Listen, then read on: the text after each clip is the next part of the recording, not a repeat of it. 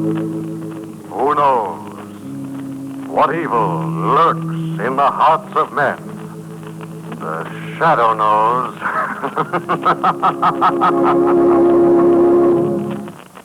Once again, the Mutual Network brings you the thrilling adventures of the Shadow, the hard and relentless fight of one man against the forces of evil. These dramatizations are designed to demonstrate forcibly to old and young alike that crime does not pay. The Shadow, who aids the forces of law and order, is in reality Lamont Cranston, wealthy young man about town. Years ago in the Orient, Cranston learned a strange and mysterious secret, the hypnotic power to cloud men's minds so they cannot see him. Cranston's friend and companion, the lovely Margo Lane, is the only person who knows to whom the voice of the invisible shadow belongs. Today's drama, The Ghost Wore a Silver Slipper.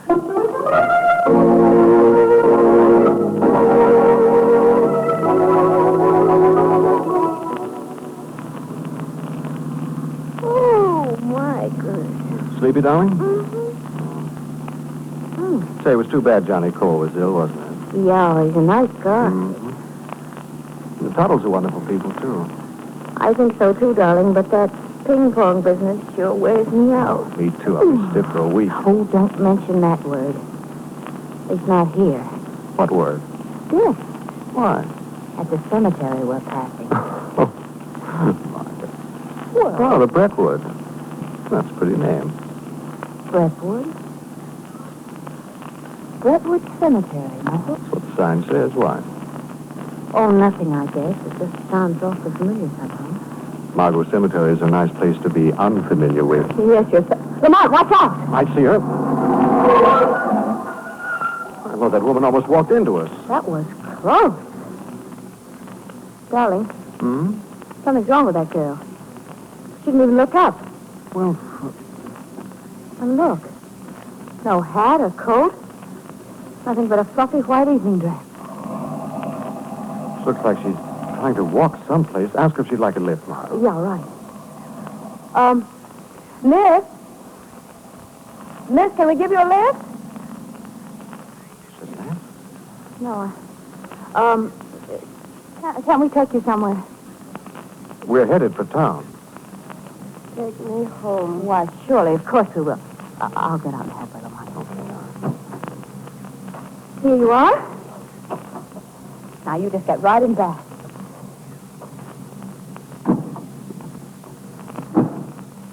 Okay. There.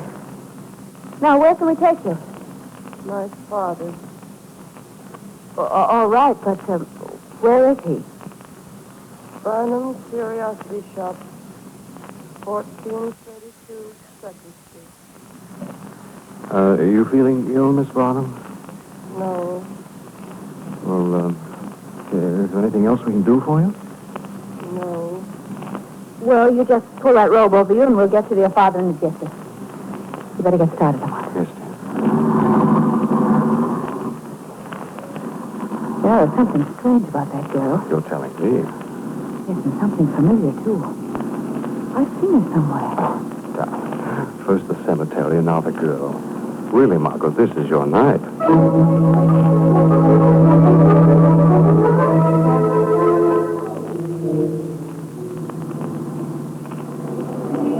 Margo. Hey, wake up. Oh, golly, I'm sorry. Oh, I'll make a fine driving companion, don't I? Have a good rest? Yeah, but I'm as bad as the guy in the back seat. Well, I guess we're there, dear. Miss Barnum, your father's shop should be along here somewhere, shouldn't it? I guess he fell asleep, too. Miss... Lamont, she's gone. What? Where'd she... Well, where'd she go? Oh, I don't know. Margo, this... how could she have gotten out? I didn't even stop for a light all the way in. Lamont, we didn't dream this, did we? Darling, only you were asleep. We'll soon find out. Where are you going? She said her father's shop was at 1432 2nd Street. That should be right down the block. Oh. Well, there it is, right there. Yes, 1432. M.W. Barnum. Curiosity. Lamont, wait. I remember now. Remember what? I remember now where I saw that girl before. And the Brentwood Cemetery, too. Her picture was in today's paper. She died from an overdose of sleeping pills. She what? No, that's true. I read it in the paper. Madeline Barnum, daughter of a curiosity dealer, died from an overdose of sleeping Now, pills. wait a minute. And she was buried this morning in the Brentwood Cemetery. Margo, you mean our passenger was a corpse? A ghost? Well, I know it's... Oh, really, darling? Come on, let's see if anyone's in the shop. Well, how do you explain it then? Well, I don't yet, but I certainly don't underwrite your ghost theory either. There's a light on in there in the back.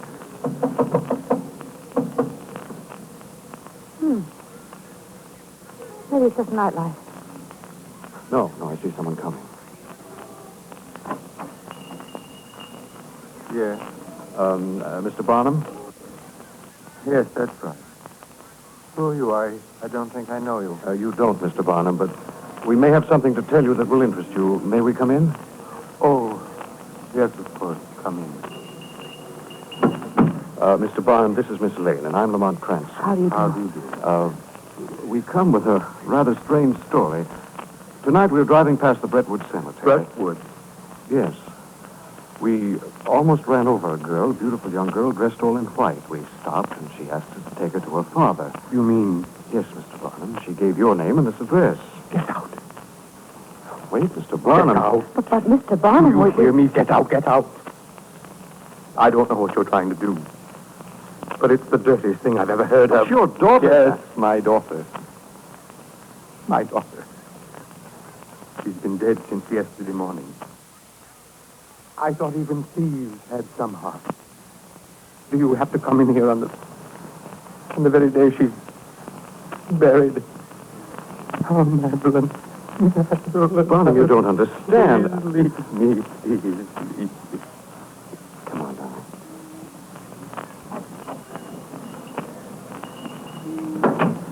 Well, Darling, would you like to see that newspaper? well, yes, but I don't know what good it'll do. Their story ends with a girl being buried.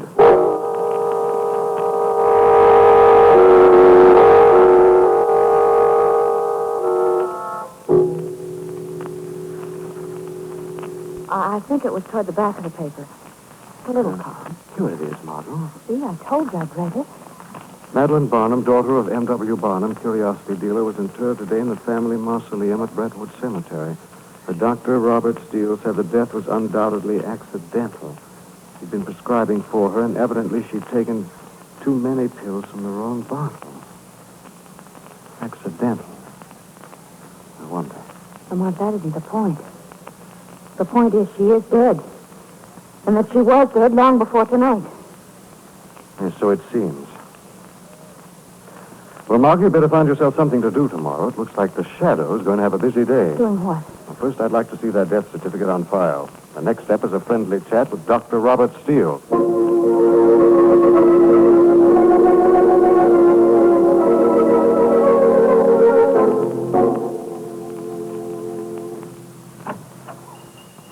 Oh.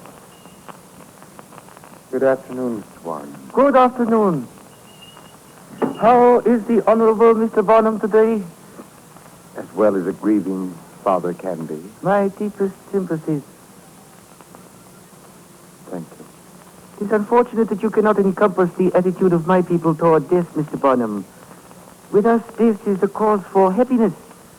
The release of the tortured soul to a world where our honored ones wait more than compensates for the momentary earthly grief. But I miss her so. Poor Madeline. Yes, of course, of course. But Mr. Barnum, have you secured for me more of those beautiful antique clocks? Yes. Just this afternoon, 5 of them. Oh, excellent. And now, Mr. Barnum, here are the 3 clocks you sold me yesterday. And here are the names of the 3 customers who will buy them. One. What's in these clocks after you bring them back? Something that's so interesting to their eventual customers. Curiosity, Mr. Barnum, is a scorpion. Left alone, it is not harmful. Touched, it will turn with death-giving tails. We agreed that for certain sums, you would not display curiosity. These clocks contain something. I wonder what. Well, in the base, we find packets of white powder. Narcotics. Narcotics in the base. My daughter knew that, too. Didn't she, Mr. Warren? And you knew she knew, didn't you? Didn't you? Yes. And that's why you murdered her. She was going to the police. Are you going to the police, Mr. Barnum? No, Mr. Warren. I begin to see your point of view about death. Going to the police will not bring Madeline to life again. Yes, death should be a happy occasion. So from now on, Mr. Warren, I shall be happy managing your business. Oh. From now on, I select the customers for the clocks and receive the purchase price. I see. You have, of course, made arrangements to prevent an accident to yourself. I have? Tell me, where did you acquire your recent wisdom? The doctor you brought to this house, Mr. Warren. I see.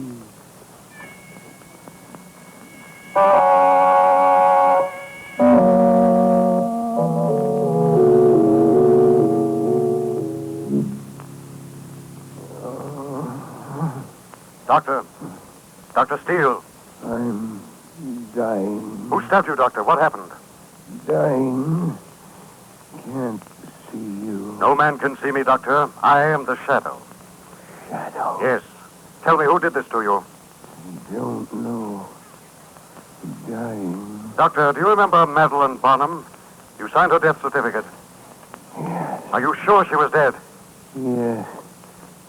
Sleeping pills. Are you sure? Did you actually see her die? Yes. Wait. Truth could have been alive. Could have been alive. Then you didn't actually see her die. No. Doctor! Between his ribs, an oriental dagger.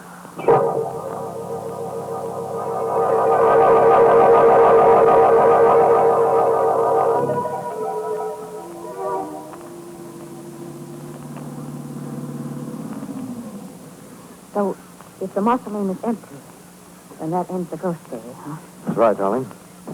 Dr. Steele actually didn't see that girl die. Her empty grave will prove that she's as alive as you or I.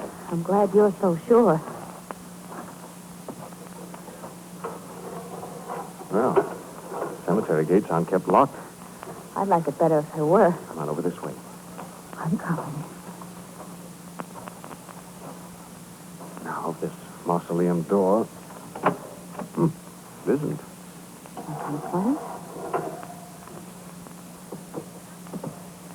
There's the casket. Now, watch this, Margo. Here's where your ghost theory falls flat on its spooky face. Casket rests on a platform right out in the open, and it isn't even locked. I don't care what you say. That girl looked like a ghost. She did. Now, if you'll hold the flashlight. Thank you. Now, I'll show you an empty coffin. She's dead. She's dead! Yes, Margo. She's been dead for quite some time.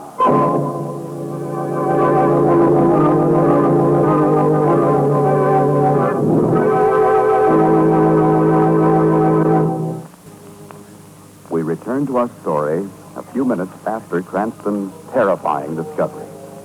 The girl who had to be alive has been found dead in her coffin. Cranston has helped the trembling Margo into the car, and they're heading back toward home. Come on. You realize this car has a distinction? How, dear? Not 3 feet from us, in the back seat, has ridden a ghost. Right back there, not 3 feet in back. Margo, stop it. Stop it. Oh, I'm sorry. I guess I am being silly, but what can you think? She dies. We meet her on the road, so that means she's alive. Only she's dead. I know. Where's the other dead person fit into it? The doctor, he must be connected somehow. Well, I don't know. Margo, I have a feeling there's someone in this puzzle we haven't met yet. Another body? I don't know. There's one thing I do know. What? Got to start looking where this whole business began. You don't mean sense. No, Margo. I mean Barnum's curiosity shop, where the ghost wanted to be taken in the first place.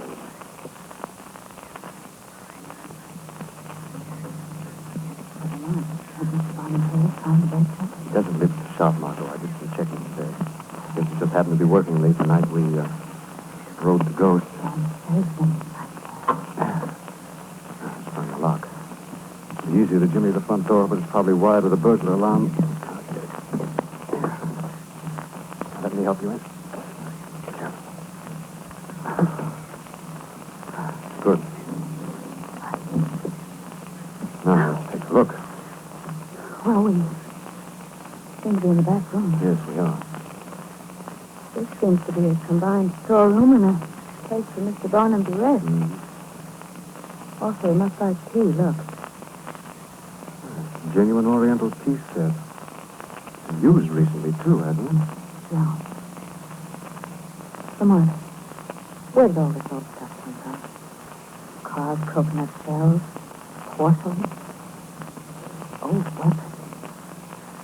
Look at that horrible little dagger on the wall. Why is it mounted diagonally like that? Look. What? Look here. A silver slipper. A woman's silver slipper. Madeline Barnum's slipper. She had it on when we picked her up on the road. Its blade is probably still on her foot. In her grave. Don't move, please. Oh, what? Don't move. Oh. What are you doing here? Why, we're friends of Madeline Barnum. This is Miss Lane. I'm Lamont Cranston. Oh, so. Excuse me, I thought you were burglars. And what are you doing here? I am Lee One, also a friend of Miss Barnum and Mr. Barnum. Oh? In fact, I am Mr. Barnum's best customer. Mr. Barnum gave me key tonight to pick up my tea set. But why are you here? We think Miss Barnum was murdered. Murder? Yes, Mr. One. If you'll forgive us, we have to be leaving. You go look for clue to murderer. Yes. Where? Madeline Barnum's grave. Oh, so. Mr. Cranston, may this small person go with you. I, too, would like to find Miss Barnum's murderer. I wish you would, Mr. One. I think you might be very useful.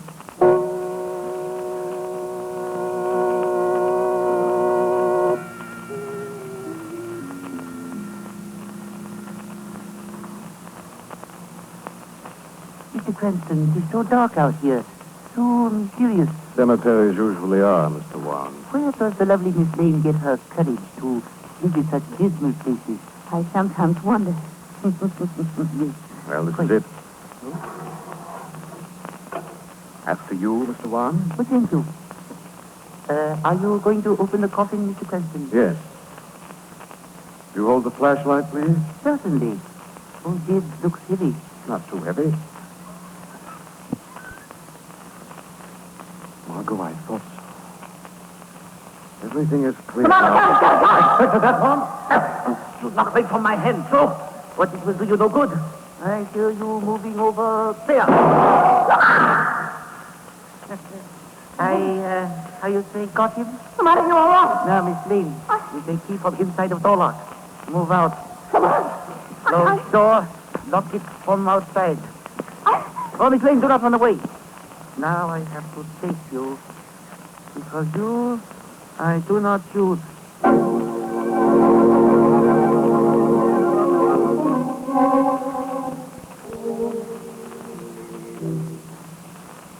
Why don't you kill me, too, and get it over? Not yet. We wait for Mr. Barnum.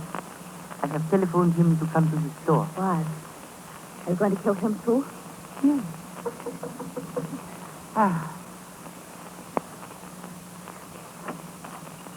Come in, Mr. Barnum. Guns say move fast. We wait for you. Lane, what are you doing here? I explain that too. You see, Mr. Barnum, the time has come for Lee Wan to move his business to other vicinity. Your business? My business? I'm afraid our partnership has to be dissolved. Too many people are aware of circumstances causing partnership. One person, Lamont Cranston, already dead. And he's going to kill us, Mr. Barnum. Do you remember my protection in case of my death, One? Reason why I move business to other cities. Mr. Barnum, many things here burn easily, no? You're going to set fire to the place? Yes, Mr. Barnum. So, who hit my hand? My gun! Who's in here? The shadow, Mr. Barnum. Oh. I can't see you. No, you cannot see him, Mr. Barnum. But he is here. We know of you in my country, Shadow. The avenger of crime. Yes, Lewan. The avenger of crime.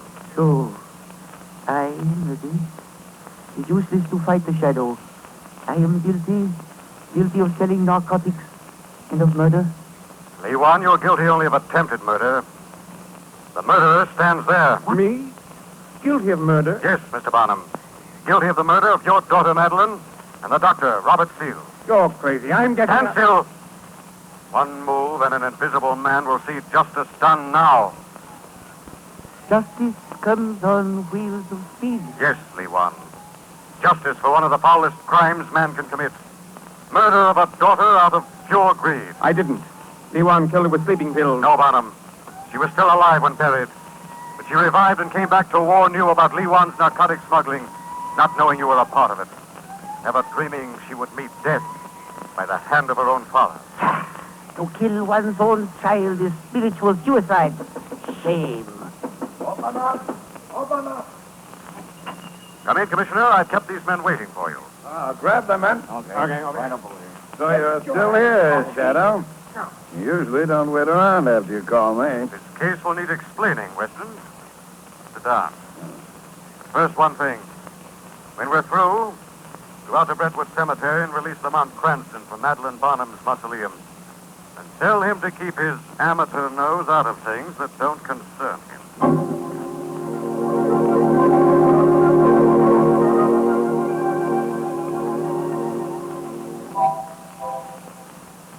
Now, just be patient, Miss Lane. I'll have this door open in 2 shakes.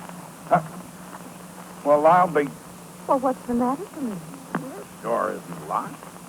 Key was just stuck in the outside. I've been turning the key and locking the door. Oh, Commissioner. All right, Cranston, you can come out now. Thank goodness you got here. I couldn't get out. Did you try pushing hard on the door? Why, no. Oh, don't tell me. Yes, it was open all the time. Now, wait right here. Don't move, and I'll be right back. I want to tell Cardona to get the photographic squad up here. Oh, we won't budge an inch, Commissioner. Quick, come on, while the Commissioner's gone. The Shadow explained things pretty well, but there are still a couple of points I don't understand. Question away, darling. Well, Madeline Barnum was buried without embalming because of her fate. And that's how it was possible she was put in the mausoleum still alive. That's right, darling. She regained consciousness just a few minutes before we met her the other night. She was still groggy from the effect of the drugs. Didn't hurt her ghost appearance a bit. Well, and then she jumped out of your car. Must have been the minute I slowed down and turned to wake you up. Then she hid somewhere and later made her way to her father's house? Yes. But tell me, why didn't the doctor discover that she was still alive? Because he wasn't really a doctor at all. He was a member of Juan's group using forged credentials. Yes, but what made you suspect Barnum? That dagger on the wall in his back room. Remember you said it was hung diagonally? Yeah. Well, there must have been another dagger on the wall originally, making a pair of them crossed. That was the dagger which stabbed the doctor and also killed Madeline. Oh, so that's what you noticed when you opened the coffin the second time. Yes, sir. When Madeline told her father what she knew, he saw a golden opportunity to become rich by blackmailing Juan. So then he killed Madeline and then killed the doctor to keep him from talking. Ironic, isn't it? Madeline killed by the very person she tried to protect. Well, what happened in the mausoleum? You know, for a minute I thought Juan had killed you. So did Juan. He didn't realize he was shooting at the Shadow, and the Shadow's a hard fella to hit. Actually, darling, I was with you and Juan all the way back to Barnum's shop in the back seat. Oh, we might watch it. Weston's coming back. Oh, hi, Commissioner. Everything straightened out? Yes, everything's okay. Only, Cranston, there's one thing I want to tell you. Yes, Commissioner. From now on, you keep that amateur nose of yours out of things that doesn't concern me. Commissioner, you're so right.